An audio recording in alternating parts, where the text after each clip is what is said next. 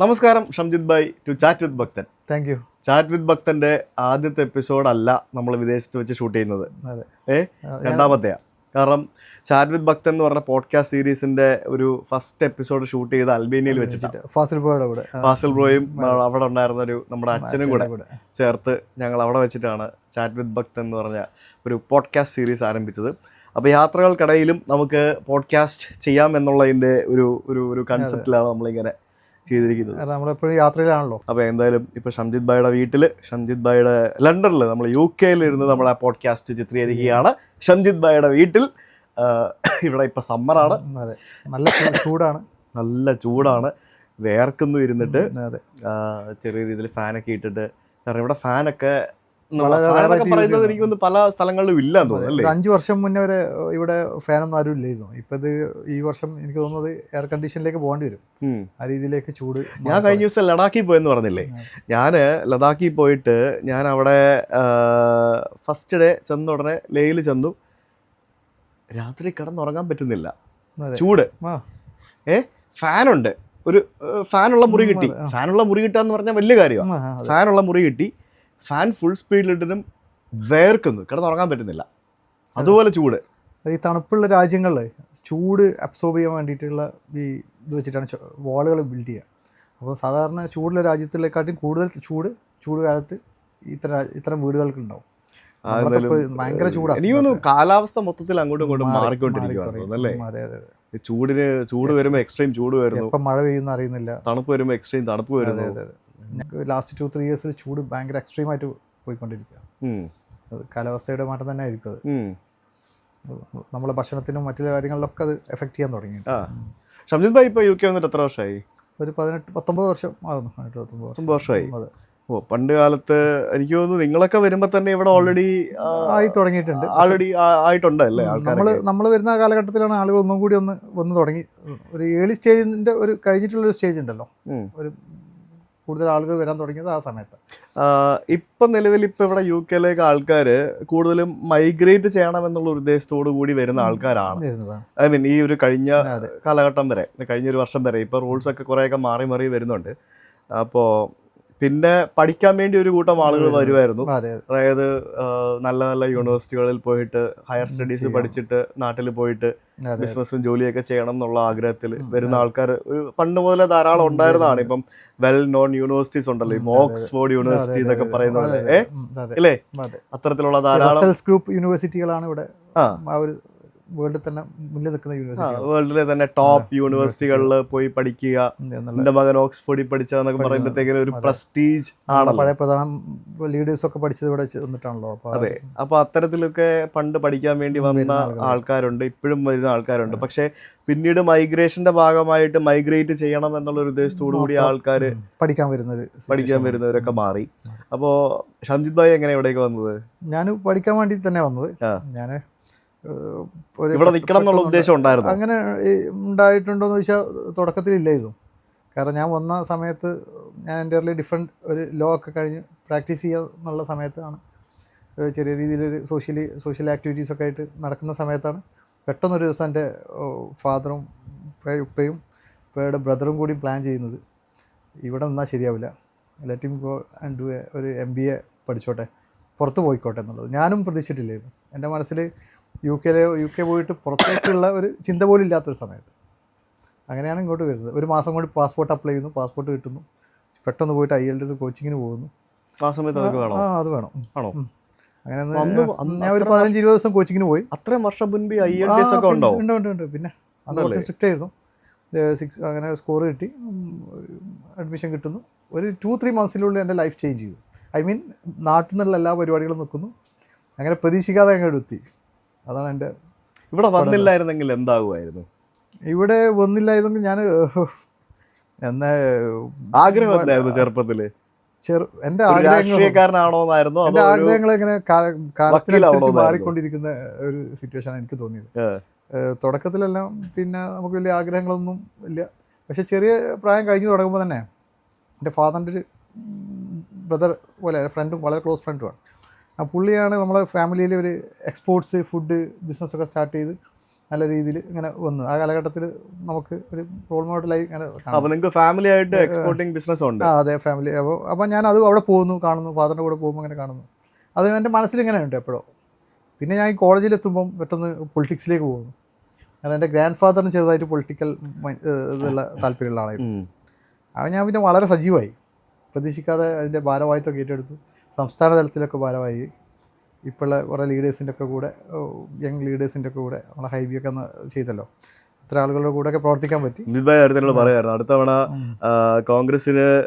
കോൺഗ്രസ് ആണ് മന്ത്രിസഭയിലേക്ക് വരുന്നതെന്നുണ്ടെങ്കിൽ എൻ്റെ കൂടെ ഉണ്ടായിരുന്ന കുറെ ആൾക്കാരൊക്കെ മന്ത്രിമാരാവും, അവരൊക്കെ ആവട്ടെ എന്നുള്ള ആഗ്രഹമുണ്ട്. കാരണം സക്സസ്ഫുൾ ആവുന്നത് കാണാൻ സന്തോഷമുള്ളൂ. പെട്ടെന്ന് അതെല്ലാം ഒഴിവാക്കുന്നു. അന്ന് ഈ സോഷ്യൽ സമര. അപ്പോൾ എൻ്റെ പേരൻസ് ഇത് കാണുന്നു, സമരത്തിന് വിളിക്കാൻ പോകും, ഫോണ് വിളിക്കുമ്പോൾ. അപ്പോൾ അവർക്ക് ടെൻഷനാണ്, പോലീസിൻ്റെ അടി കിട്ടുമോ. അപ്പോൾ അവർ പെട്ടെന്ന് തന്നെ ഡൈവേർട്ട് ചെയ്തു. ലോ കഴിയുന്നതോടുകൂടി തന്നെ അവരെന്നെ പതുക്കെ പൊളിറ്റിക്സിൽ ഡൈവേർട്ട്. ഞാൻ അറിയാത്ത രീതിയിൽ ഞാനും കൂടി പ്രതീക്ഷിച്ചില്ല ഞാനിവിടെ എത്തിപ്പെടുന്നു. പിന്നെ പെട്ടെന്ന് UK പോകുന്നാലും നമ്മൾ പെട്ടെന്ന് ഒന്ന് മാറില്ല, ഭരണം മാറുന്നു, ആ ഒരു പെട്ടെന്ന് ഇങ്ങോട്ട് പോകും. അങ്ങനെ UK എത്തിപ്പെട്ടു. അപ്പോൾ ശരിക്കും പൊളിറ്റിക്സിൽ നിന്ന് ഡൈവേർട്ട് ചെയ്യാൻ വേണ്ടി ഫാമിലി കണ്ടുപിടിച്ചൊരു വഴിയായിരുന്നു. എനിക്ക് നമ്മൾ ആ പ്രായത്തിൽ അത്ര എനിക്കൊന്നും മനസ്സിലായില്ല എന്താണ് സംഭവം എന്നുള്ളത്. പക്ഷെ അറിയാതെ എൻ്റെ ഫെയ്ത്ത് അതാണ്. ഞാൻ ഇതുപോലെ തന്നെ കോഴിക്കോട് എൻ്റെ നമ്മളൊരു കസിനുമായിട്ടൊക്കെ നിൽക്കുമ്പോൾ ഒരു കൈ നോക്കുന്നൊരു സ്ത്രീ വന്നു. പുള്ളിക്കാരി പറഞ്ഞു, എനിക്ക് ഞാൻ നാട്ടിലേക്ക് ഒന്ന് പുറത്ത് പോകുന്ന ഒരു പ്ലാനും ഇല്ല. പുള്ളിക്കാരി പറഞ്ഞു, ഇയാൾ ഈ ലോകം ഇങ്ങനെ കറങ്ങിക്കൊണ്ടിരിക്കുന്നതാണ്. അപ്പോൾ എന്നോട് ഞാനോ മറ്റേ കൂടെ ഉള്ളവരൊക്കെ പതുക്കെ പോകാനുള്ള പരിപാടിയാണ്. പക്ഷെ അവരാരും പോയില്ല, അവരൊക്കെ നാട്ടിൽ തന്നെ വലിയ സെറ്റിലായി. ഞാൻ ആ സ്ത്രീ ലേഡി പറഞ്ഞ പോലെ തന്നെ പുറത്തെത്തിപ്പെട്ടു. പിന്നെ ഇങ്ങനെ എത്തിപ്പെട്ടു. അതൊക്കെ നമ്മളൊരു വിധിയാണ്. അപ്പോൾ LLB പഠിച്ചതല്ലേ? ലോ പഠിച്ചു, അതെ. അപ്പോൾ മഞ്ചേരി കോർട്ടിൽ എൻറോൾ ചെയ്തു, പ്രാക്ടീസ് ചെയ്തു, ചെറിയ രീതിയിൽ സ്റ്റാർട്ട് ചെയ്തു. അതിനിടയ്ക്ക് രാഷ്ട്രീയത്തിൽ കയറിയപ്പോൾ അത് ബ്രേക്ക് ആയതാണോ? അല്ല, ഞാൻ പഠിച്ചുകൊണ്ടിരിക്കുമ്പോഴാണ് രാഷ്ട്രീയത്തിലുള്ളത്. പിന്നെ കഴിയുന്നതോടുകൂടി പഠിച്ചത് ഞാൻ BCom ഫറൂഖ് കോളേജിലായിരുന്നു. മലബാറിൽ അറിയപ്പെടുന്ന ഒരു കോളേജാണ്. പിന്നെ അത് കഴിഞ്ഞ് കുറച്ച് കാലം PSMO കോളേജിൽ ചെറുതായിട്ട് ഒന്ന് പോയി. പെട്ടെന്ന് തന്നെ ഞാൻ രാഷ്ട്രീയം മനസ്സിലുണ്ടായതുകൊണ്ട് തന്നെ ലോ എക്സാം എഴുതി. അന്ന് എന്തോ കൊണ്ട് ഭാഗ്യം എനിക്ക് എക്സാം പെട്ടെന്ന് ഫസ്റ്റ് ആയിട്ടാണ് ക്ലിയർ ചെയ്തു. അങ്ങനെ കോഴിക്കോട് ലോ കോളേജ് സ്റ്റാർട്ട് ചെയ്തു. അതാണ് എൻ്റെ പൊളിറ്റിക്കൽ പല രീതിയിലും പോയി. അതെ, അങ്ങനെ തിരിച്ചിവിടെ പെട്ടെന്നാണ് ഇങ്ങോട്ട് എത്തുന്നത്. ഓക്കെ, ശരി. അപ്പം ഈ പൊളിറ്റിക്സ് ഒക്കെ വിട്ടിട്ട് ഇവിടെ വന്നിപ്പം ബിസിനസ്സും കാര്യങ്ങളൊക്കെ ചെയ്ത് ഇങ്ങനെ സെറ്റിൽ ആകുമ്പോഴത്തേക്കിനും സ്വാഭാവികമായിട്ടും അത് നല്ലതായും തോന്നുന്നുണ്ടോ, അതോ അവിടെ നിൽക്കണോ? അതൊരു കോംപ്ലിക്കേറ്റഡ് ക്വസ്റ്റ്യൻ ആണ്. എന്നാലും അതെന്തെങ്കിലും അങ്ങനെ എന്തെങ്കിലും തോന്നാറുണ്ടോ? എനിക്ക് നാട്ടിൽ പൊളിറ്റിക്സ് ഒക്കെ കളിച്ച് നിന്നാൽ മതിയായിരുന്നു എപ്പോഴെങ്കിലും തോന്നിയിട്ടുണ്ടോ? തുടക്കകാലങ്ങളിൽ ഞാനിപ്പോൾ ഈ വന്നപ്പോൾ ഞാൻ ഏറ്റവും വലിയ ഫേസ് ചെയ്തിരുന്നത് ഈ ഫോണാണ്. അന്ന് ഈ ഫോൺ മൊബൈലായി വരുന്ന സമയമുള്ളൂ. പക്ഷേ എപ്പോഴും ഇങ്ങനെ ആൾക്കാർ വിളിക്കും. നമുക്കത് ഇവിടെ എത്തിപ്പെട്ടപ്പോൾ ഞാൻ ഒറ്റപ്പെട്ട പോലെ, ഈ ആരും വിളിക്കുന്നില്ല. ഓക്കെ, അപ്പോൾ അങ്ങനെ നമ്മൾ അങ്ങനത്തെ ഒരു ഇത്. പക്ഷെ എനിക്കത് ഒരു പോസിറ്റീവായിട്ട് തോന്നിയത്, ഞാനിവിടെ എത്തി കഷ്ടപ്പെട്ടിട്ടുണ്ട്, നല്ല രീതിയിൽ കഷ്ടപ്പെട്ടിട്ടുണ്ട്. ഇപ്പോൾ നമ്മൾ ഈ കാണുന്ന പോലെയൊന്നുമല്ല. അപ്പോൾ ആ കഷ്ടപ്പെട്ട് നമ്മൾ മാക്സിമം അങ്ങോട്ട് ഇല്ലാതായിട്ട് പിന്നെയാണ് നമ്മളിങ്ങനെ രക്ഷപ്പെട്ട് വരുന്നത്. അപ്പോൾ അങ്ങനെ സമയങ്ങളിലൊക്കെ നമ്മൾ പിന്നെ ആലോചിക്കുമ്പം നാട്ടിലായിരുന്നെങ്കിൽ പേരൻസ് ഉണ്ടായിരുന്നു, മറ്റ് സപ്പോർട്ടുകൾ ഉണ്ടായിരുന്നു, പൊളിറ്റിക്സ് നമ്മൾ ഇഷ്ടപ്പെട്ട ആളുകൾ കൂടെ ഉണ്ടായിരുന്നു. അത് വേറെ ലോകമായിരുന്നു. പക്ഷേ സ്വന്തം അധ്വാനിച്ച് നമ്മളെ ഒരു സ്റ്റാൻഡിൽ നിൽക്കാൻ പറ്റി വരുന്നത് എന്നുള്ളത് നമുക്ക് ഞാൻ ഈ ബിസിനസ് ചെയ്ത് കുറേ ആൾക്കാരെ സഹായിക്കാൻ പറ്റുന്നുണ്ട്. അങ്ങനെ ചെറിയ രീതിയിലൊക്കെ നമുക്ക് മുന്നോട്ട് പോകാൻ പറ്റി എന്നുള്ളത് നോക്കുമ്പോൾ എനിക്കിപ്പം ബിസിനസ് ചെയ്ത് സ്വന്തം ജീവിക്കുന്നതാണ് എനിക്ക് സന്തോഷം തോന്നുന്നത്. വേറെ മറ്റേത് ആകുമ്പോൾ പിന്നെ എനിക്ക് ചെയ്യാൻ പറ്റാത്ത എന്തെങ്കിലും കാര്യങ്ങളൊക്കെ ഞാൻ ചെയ്യേണ്ടിയിരുന്നു. ഓക്കെ, കാരണം നമുക്കറിയാൻ പറ്റില്ലല്ലോ, നമുക്ക് എല്ലാവരും നല്ല മോശമെന്നല്ല പറയുന്നത്, പക്ഷേ എങ്കിൽ പോലും ഒരുപാട് ആൾക്കാരെ സഹായിക്കാൻ പറ്റുന്നതോട് കൂടെ തന്നെ സാമ്പത്തികമായിട്ട് ഞാൻ ചിലപ്പോൾ എന്തായാലും നാട്ടിലെ കോൺഗ്രസ്സുകാരെല്ലാവരും വിചാരിക്കും, അല്ലെങ്കിൽ തന്നെ ഇവിടെ അങ്ങോട്ടും ഇങ്ങോട്ടും തമ്മിൽ തല്ലും. പിന്നെ ഈ പറഞ്ഞ പോലെ ഗ്രൂപ്പ് കളിയാണ്, ഒരു 100 ഗ്രൂപ്പാണ്, ഒരാൾ പോയി രക്ഷപ്പെട്ടല്ലോ എന്ന് വിചാരിച്ചിട്ടുണ്ടാവും നമ്മളെ ഫ്രണ്ട്സ്. ഇപ്പം ആലോചിക്കുന്നുണ്ട് ഒരാൾ കുറഞ്ഞു കിട്ടി. പക്ഷേ അത് അങ്ങനെ ഉണ്ടാവും. പക്ഷേ അതിൽ കൂടുതൽ ഇപ്പുറത്ത് നോക്കുകയാണെങ്കിൽ നമ്മൾ എൻ്റെ കൂടെയുള്ള ആളുകൾക്ക് നല്ല രീതിയിൽ രക്ഷപ്പെട്ടു, അവരവരുടേതായ ഒരു മേഖലയിൽ എത്തിപ്പെട്ടു എന്നുള്ളത്. ഇപ്പൊ നിങ്ങളുടെ സുഹൃത്താണല്ലോ ഹൈബിയുടെ, ഞങ്ങളുടെ MP ആണ്. അപ്പോൾ ഞാൻ കഴിഞ്ഞ ദിവസം അദ്ദേഹമായിട്ട് ഇതേപോലെ പോഡ്കാസ്റ്റ് ചെയ്യുന്ന സമയത്തൊക്കെ ഞാൻ ചോദിച്ചൊരു കാര്യമാണ് യൂത്ത് ഇൻ പൊളിറ്റിക്സ്. ഇപ്പോൾ ധാരാളം ആളുകളുണ്ട്, യുവാക്കളായിട്ടുള്ള ധാരാളം ആളുകൾ കോൺഗ്രസിൽ, പ്രത്യേകിച്ച് എല്ലാ പാർട്ടിയിലും ഉണ്ട്, പക്ഷേ കോൺഗ്രസിൽ കൂടുതലായിട്ടുണ്ട്. അപ്പോൾ എന്നാലും ഈ പറഞ്ഞ പോലെ ആളുകളുണ്ടെന്നുണ്ടെങ്കിൽ പ്രധാനപ്പെട്ട പൊസിഷനുകളിലേക്ക് ഈ യുവാക്കൾ വരുന്നില്ല. ഇപ്പം ഉണ്ട് കുറെ യുവാക്കൾ കൂടുതലും എം പിമാരായിട്ട് കേന്ദ്രത്തിൽ പോയിരിക്കുകയാണ്, കേരളത്തിൽ കുറവാണെന്നാണ് ഞാൻ പറയുന്നത് എപ്പോഴും. പക്ഷെ എന്നിരുന്നാലും ഈ യുവാക്കളായിട്ടുള്ള ആൾക്കാർ എന്തുകൊണ്ട് ഒരു യങ്സ്റ്ററിന് മുഖ്യമന്ത്രി ആയിക്കൂടാ, എന്തുകൊണ്ട് ഒരു യങ്സ്റ്ററിന് ഒരു മന്ത്രി ആയിക്കൂടാ? എത്ര യുവാക്കളായിട്ടുള്ള യുവാക്കൾ എന്ന് പറയുമ്പോഴത്തേക്കിനും ഞാൻ 40 വയസ്സിന് താഴെയുള്ള ആൾക്കാരെ ഉദ്ദേശിക്കുന്നത്. 40 താഴെയുള്ള ആൾക്കാർ എന്തുകൊണ്ട് അയാൾക്ക് എന്താ മന്ത്രിയായ പറ്റത്തില്ലേ? ഇത് മന്ത്രിയായാൽ ഇത്ര വർഷത്തെ എക്സ്പീരിയൻസ് വല്ലതും വേണമെന്ന് വല്ലതും ഉണ്ടോ? അങ്ങനെയൊന്നുമില്ല. സത്യം പറഞ്ഞു കഴിഞ്ഞാൽ നല്ല കേപ്പബിൾ ആയിട്ടുള്ള യങ് ലീഡേഴ്സ് ഉണ്ട്. ഞങ്ങളൊക്കെ ആഗ്രഹിക്കുന്നത് ഇവരൊക്കെ വന്നു കഴിഞ്ഞാൽ നമ്മുടെ കേരളത്തിൽ ഒരുപാട് മാറ്റങ്ങൾ ഉണ്ടാക്കാൻ പറ്റും. നമ്മളൊക്കെ ഏകദേശം ഒരു 40s അല്ലെങ്കിൽ 40+ ആയിട്ടുള്ള ആൾക്കാരാണ്. നമ്മളൊന്നും ചിന്തിക്കുന്നത് പോലല്ല ഇപ്പോഴത്തെ ചെറിയ ആൾക്കാർ ചിന്തിക്കുന്നത്. അവരുടെ ചിന്താഗതിയെ മാറ്റമല്ലേ, വ്യത്യസ്തമല്ലേ. എൻ്റെ ഇപ്പം ഈ 40 ആളുകൾ തന്നെ ഒന്ന് ചാൻസ് കൊടുത്തു കഴിഞ്ഞാൽ അവർക്ക് തന്നെ ഒരുപാട് കാര്യങ്ങൾ മാറ്റങ്ങൾ വരുത്താൻ പറ്റും. കാരണം ഈ ഒരു ന്യൂ കാലഘട്ടത്തിൻ്റെ പാർട്ടായ ആളുകളാണ്. അപ്പം പഴയ ചിന്തകളൊക്കെ ഒരുപാട് മാറി. എന്തൊക്കെ പ്രശ്നങ്ങളുണ്ടെങ്കിലും അവരൊക്കെ നല്ല യാത്ര ചെയ്യുന്നുണ്ട്. ഇത്തരം ആളുകൾ വന്നു കഴിഞ്ഞാൽ പുതിയ കാലഘട്ടത്തിന് റെപ്രസെൻറ്റ് ചെയ്യാനും അവർക്ക് വേണ്ട തീരുമാനങ്ങൾ എടുക്കാനൊക്കെ പറ്റുന്ന ആൾക്കാർ ഒരുപാടുണ്ട്. എന്തുകൊണ്ടോ പഴയ ആളുകൾ ഇനിയും ഇത് മാറിക്കൊടുക്കേണ്ട ഒരു സമയമായിട്ടുണ്ടെന്നാണ് എൻ്റെ ഒരു. ഈ എല്ലാ ജോലിയിലും ഒരു റിട്ടയർമെന്റ് ഏജ് ഉണ്ടെന്നൊക്കെ പറയുന്ന പോലെ ഈ രാഷ്ട്രീയത്തിൽ അത് കൊണ്ടുവരണം. ഒരു പ്രായം കഴിഞ്ഞാൽ നീ വീട്ടിൽ പോയിരിക്കും, നിന്റെ സേവനം ഓക്കെ താങ്ക് യു മതി എന്നും പറഞ്ഞുകൊണ്ട് വീട്ടിൽ പോയിരുന്നെല്ലാം പോയിരിക്കാമല്ല, അല്ലെങ്കിൽ പോട്ടെ വേറെ എന്തെങ്കിലും പരിപാടി ചെയ്യാമല്ലോ. സ്വയമേവ മാറി നിന്ന് പുതിയ ആളുകൾക്ക് അവസരം കൊടുക്കണം. ഞാൻ പറയട്ടെ ഒരു കാര്യം, ഞാൻ പറയട്ടെ, നമ്മൾ ഈ പുതിയ ജനറേഷൻ ന്യൂ ജനറേഷൻ എന്നൊക്കെ പറയുന്നുണ്ട്. ഈ ന്യൂ ജനറേഷൻ എൻ്റെ പൾസ് അറിയണമെങ്കിൽ അത് ന്യൂ ജനറേഷൻ ആയിട്ടുള്ള ആൾക്കാർക്ക് മാത്രമേ പറ്റുള്ളൂ. അത് ഓൾഡ് ജനറേഷൻ എത്ര ആയാലും ഓൾഡ് ജനറേഷൻ രീതിയിൽ ചിന്തിക്കുകയുള്ളൂ. അതൊരു ജനറേഷൻ ഗ്യാപ്പ് എന്ന് പറയുന്നത്. അല്ലെങ്കിൽ പുതിയ ജനറേഷനായിട്ട് അത്ര അടുത്ത ഇടപഴകി അവരൊക്കെ പുതിയ കാലഘട്ടത്തിനെ കുറിച്ച് മനസ്സിലാക്കി കഴിയാൻ പറ്റുന്ന മനസ്സുള്ള ആളുകളാണെങ്കിൽ ഓക്കെയാണ്. ഈ മൊടന്തൻ രാഷ്ട്രീയക്കാരും ഈ കളവന്മാരായിട്ടുള്ള, അങ്ങനെ പറയും, കളവന്മാരായിട്ടുള്ള ആൾക്കാരും ഭരിക്കുന്നത് കൊണ്ടാണ് നമ്മുടെ നാട് ഇപ്പോഴും അധോഗതിയിലേക്ക് നിൽക്കുന്നതും നിങ്ങളെ പോലുള്ള ആൾക്കാര് നാട് വിട്ട് പുറത്തേക്ക് പോകുന്നതും അല്ലേ? സത്യമല്ലേ? ഈ യുവാക്കളൊക്കെ നമ്മുടെ നാട്ടില് യുവാക്കൾക്ക് സപ്പോർട്ടീവായിട്ടുള്ള കാര്യങ്ങളുണ്ടെങ്കിൽ എത്ര പേര് ഇന്ത്യയിൽ നിന്ന് വിട്ട് പുറത്തേക്ക് പോകണം, മൈഗ്രേറ്റ് ചെയ്യണം? എന്തിനു മൈഗ്രേറ്റ് ചെയ്യണം? എനിക്കൊന്ന് ഈ പുതിയ ജനറേഷനെ അവർ കുറച്ചും കൂടി ആ ഒരു ആക്സെപ്റ്റ് ചെയ്തിരുന്നെങ്കിൽ ഇത്രത്തോളം മൈഗ്രേഷൻ നടക്കില്ലായിരുന്നു. അവരെ സാമ്പത്തിക പ്രശ്നം മാത്രമല്ല, അവരെ മനസ്സിലാക്കാൻ പറ്റാത്ത രീതിയിലുള്ള പൊളിറ്റിക്കൽ സിറ്റുവേഷൻ കേരളത്തിൽ ഇപ്പം മാറി വരുന്നുണ്ട് കുറേ പ്രഷർ കാരണം. പക്ഷേ എങ്കിൽ പോലും മൈഗ്രേറ്റ് ചെയ്യുന്നതിന് തന്നെ പല റീസൺസ് ഈ നമ്മൾ വിചാരിക്കുന്ന പോലെ അല്ല. ഞാൻ കഴിഞ്ഞ ദിവസം ഞാൻ ഈ പല ആളുകളോട് സംസാരിക്കുമല്ലോ, പല രാജ്യങ്ങളിൽ പല ആൾക്കാരെ കാണുമല്ലോ. അപ്പം ഞാൻ ഓരോരുത്തരോട് ചോദിക്കും, നിങ്ങൾ എന്തിനാണ് നാട്ടിൽ ഇത്രയും സൗകര്യം ഉണ്ടായിട്ട് എന്തിനാണ് ഇവിടെ വന്നത്, ലൈക്ക് എന്തിനാണ് ഇവിടെ ജീവിക്കുന്നത് എന്നൊക്കെ ചോദിക്കുമ്പോഴത്തേക്കിന് നാട്ടിൽ എന്ത് സൗകര്യമാണ് ചേട്ടാ ഉള്ളത്, മര്യാദയ്ക്ക് ഒരു നൈറ്റ് ലൈഫ് ഉണ്ടോ, അല്ലെങ്കിൽ ഈ പറഞ്ഞ പോലെ എന്ത് ഫ്രീഡം ഉള്ളത്? നൈറ്റ് ലൈഫിന് ഒരു പാർട്ടാണ്, നൈറ്റ് ലൈഫിനെക്കാളും കൂടുതൽ എന്ത് ഫ്രീഡമാണുള്ളത്, എന്ത് ഫ്രീഡമാണുള്ളത് സ്ട്രെസ്ഡാ പേരൻസിൻ്റെ ഭാഗത്തു നിന്നാണെങ്കിലും. അപ്പോൾ അത് നമ്മൾ കഴിഞ്ഞ പ്രാവശ്യം ഞാൻ പിന്നെ എഡ്യൂക്കേഷൻ മിനിസ്റ്റർ എന്ന് പറഞ്ഞ എന്തോന്ന് കേട്ടു, അത് സത്യമാണത്. പിന്നെ ഈ മാനസിക സമ്മർദ്ദം, പിന്നെ അല്ലാതെ CM തന്നെ പറയുന്നത് കേട്ടു, അതാണ് പേരൻസിൻ്റെ മാനസിക സമ്മർദ്ദം എന്ന് പറഞ്ഞാൽ കുട്ടികൾക്ക് കൊടുക്കുന്നത് കുറച്ച് വളരെ പ്രഷറാണ്. നമ്മൾ ചുറ്റുവട്ടത്തെ കുറ്റം പറയുന്നതിനെക്കാട്ടും കൂടുതൽ നമ്മളെ പേരൻസ് തന്നെ ആ ഒരു പ്രഷർ കൊടുക്കുന്നത് കൊണ്ട് പിള്ളേർക്ക് അതുണ്ട്. വീട്ടിലെങ്കിലും എത്തുമ്പോഴെങ്കിലും ഒരു പ്രഷർ കുറക്കണ്ടേ, അല്ലെങ്കിൽ ആ ഒരു പ്രശ്നമുണ്ട്. അതൊന്ന് മനസ്സിലാക്കി ഈ പുതിയ കാലഘട്ടത്തിനനുസരിച്ചിട്ട് പെട്ടെന്ന് തന്നെ എല്ലാം ഇതാവുക, അല്ലെങ്കിൽ അവരുദ്ദേശിക്കുന്ന രീതിയിൽ എഞ്ചിനീയറും ഡോക്ടർ ആവുക എന്നുള്ള രീതിയിലേക്ക് പോകുന്നതിൽ. ഇപ്പോൾ നിങ്ങൾ 2 രീതിയിലുള്ള പേരൻറ്റിങ് കണ്ടിട്ടുണ്ട്. നിങ്ങൾ നാട്ടില് പേരന്റിങ് കണ്ടു, ഇവിടെ ഇപ്പൊ നിങ്ങൾ വേറൊരു ഡിഫറെന്റ് ടൈപ്പ് ഓഫ് പേരന്റിങ് ആണ് ഇവിടത്തെ കുട്ടികളെന്ന് പറയുമ്പോഴത്തേക്കിനും അവര് സ്കൂളിൽ പോയി തുടങ്ങുന്ന പ്രായം, ഓർമ്മ വെക്കുന്ന പ്രായം മുതൽ സ്കൂളിൽ പഠിപ്പിക്കുന്ന അവർക്ക് അവരുടെ റൈറ്റ്സ് എന്ന് പറഞ്ഞിട്ടല്ലേ പഠിപ്പിക്കുന്നത്. വഴക്ക് പറയാം അല്ലെ, തല്ലാൻ പറ്റില്ല, ഒരു പരിധി വിട്ട് അവരെ നമുക്ക് കമ്പൽ ചെയ്യാൻ പറ്റില്ല.